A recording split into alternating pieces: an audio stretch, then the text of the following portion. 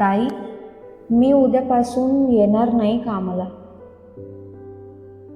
का हो, काय झालं अचानक? मी न राहून नंदा मावशींना विचारलं. उद्या ऑपरेशन आहे माझं. तुम्ही म्हणाल असं अचानकच कसं काय येत नाही सांगताय, म्हणून बदलीची बाई घेऊन आले. मी महिनाभर येणार नाही तेव्हा ही येईल तुमच्याकडं. अगदी तिन्ही सांजेच्या वेळी नंदा मावशी माझ्या घराच्या दारात उभं राहून पोट तिडकीनं बोलत होते. चेहऱ्यावर प्रचंड थकवा जाणवत होता.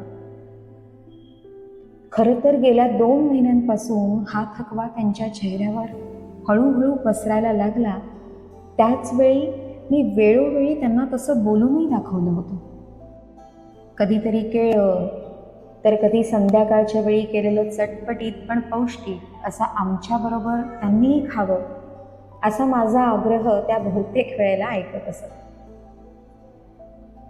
माझ्याकडे वर्षभरापूर्वी नंदा मावशी कामाला लागल्या त्यावेळी त्यांची तब्येत तशी ठणठणीत होती. सडसडीत बांधा, चेहऱ्यावर संपूर्ण फुल फुलावं असं हसू आणि कामातला व्यवस्थितपणा, अशा नंदा मावशी आमच्या घराच्या अपेक्षांच्या चौकटीत अगदी बरोबर बसल्या होत्या. त्यामुळे पहिल्याच महिन्यात मी एक दिवस त्यांना म्हणाले, मावशी, मला तुमचा कामातला प्रामाणिकपणा, नीटनेटकेपणा आणि उत्साह खूप आवडला. पुढच्या महिन्यापासून मी तुम्हाला ठरल्यापेक्षा 200 रुपये जास्त देणार आहे. असं छान काम करा. त्यांच्या चेहऱ्यावर त्यावेळी पसरलेला आनंद आजही मला आठवतोय.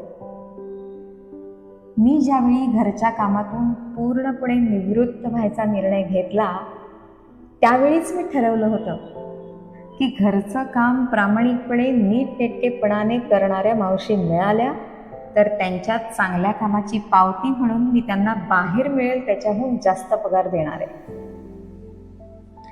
माझ्या या निर्णयावर मी शिक्कामोर्तब केलं. त्यावेळा नंदा मावशी जे काही बोलल्या ते ऐकून मी अवाक झाले.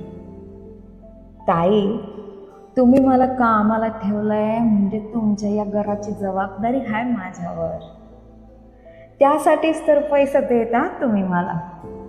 मग काम असं तसं करून मी कधीच जाणार नाही. माझ्या घरी जसं काम करन तसंच हे तुम्ही करन. असं आपुलकीने काम करणाऱ्या मावशी मिळणं हे माझं खरं नशीबच आहे असं मला नेहमी वाटतं.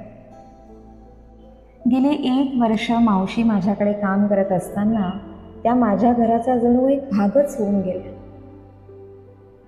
सकाळी माझी त्यांची गाठभेट होत नसे, पण संध्याकाळी त्या भाजी निवडताना किंवा वरची कामं करताना बरेच वेळेला आमच्या गप्पा व्हायच्या. त्यावेळी त्यांच्या बोलण्यातला मिश्किलपणा मला आणि माझ्या लेकीला कितीतरी वेळेला आनंद देऊन जायचा. बोलता बोलता त्यांनी केलेला विनोद त्या तिथून निघून गेल्यावर सुद्धा मी आणि माझी लेक पुन्हा पुन्हा आठवून ताजा करायचो. आपण बरेचदा परिस्थितीचा बाऊ करणारी माणसं आजूबाजूला बघतो, पण घरची परिस्थिती सावरण्यासाठी दिवसभर काबाड कष्ट करून सुद्धा आमच्या या नंदा मावशी विनोद करण्या इतपत मनाने ताज्या तवान्या कशा राहतात आणि पत्राच्या एका छोट्याशा घरात एका खोलीत संसार कसा करतात आणि त्यातही इतक्या नीटनेटक्या कशा राहतात याचं कायमच आश्चर्य वाटत आलंय मला. खरं तर त्यांच्याबद्दल मला अतिशय आदर वाटतो. आहे त्या परिस्थितीत उत्तम आणि आनंदानं कसं जगता येईल याविषयी विचार आला की मी नंदा मावशी यांना डोळ्यापुढे आणते. आजही त्यांच्याशी बोलताना तोच ठहराव मला त्यांच्या बोलण्यात जाणवला.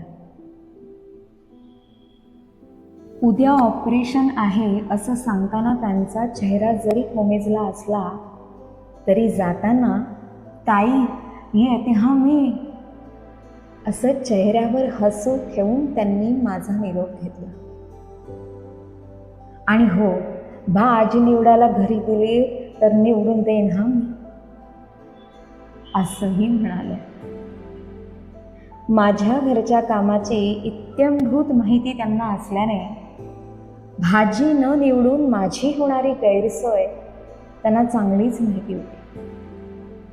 स्वतःचं काम टिकवून ठेवणं हा देखील उद्देश असेल कदाचित, पण त्याचंही भान अशा वेळी ठेवावं याचंही मला कौतुकच वाटलं.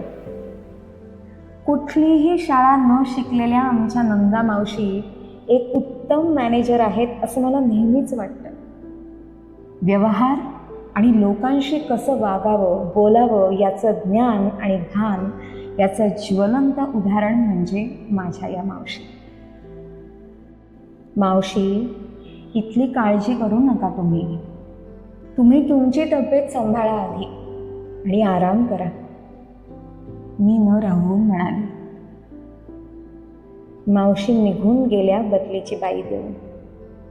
पण माझ्या डोळ्यापुढे त्या दिवशी कितीतरी वेळ त्यांची ती मूर्ती तशीच्या तशीच सारखी येत होती. ऑपरेशनच्या दुसऱ्या दिवशी नंदा मावशींचा मला फोन आला. ताई, मी नंदा बोलतीये, दिलेली बाई येते आहे का व? मी म्हटलं, नाही आलेली अजून मावशी. नंदा मावशी लगेच म्हणाल्या, मी फोन करून सांगते तिला. मी अवाक झाले. स्वतःच्या ऑपरेशनचा बाऊ न करता माझी काळजी करणाऱ्या मावशी म्हणजे थरो प्रोफेशनल असंच वाटून गेलं मला.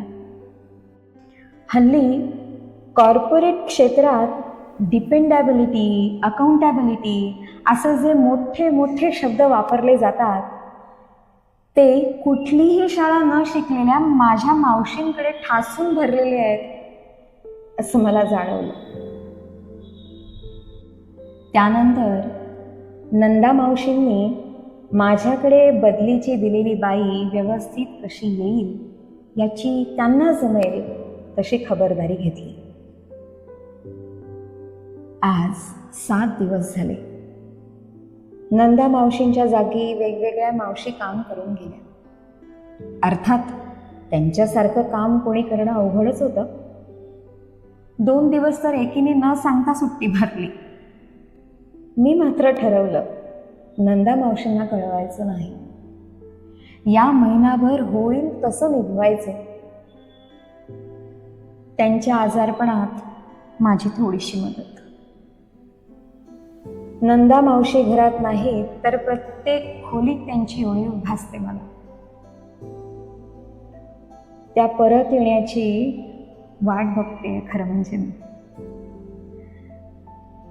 कामाची गैरसोय होते म्हणून नाही, तर आमच्या घराला त्यांच्या असण्याची सवय झाली आहे म्हणून.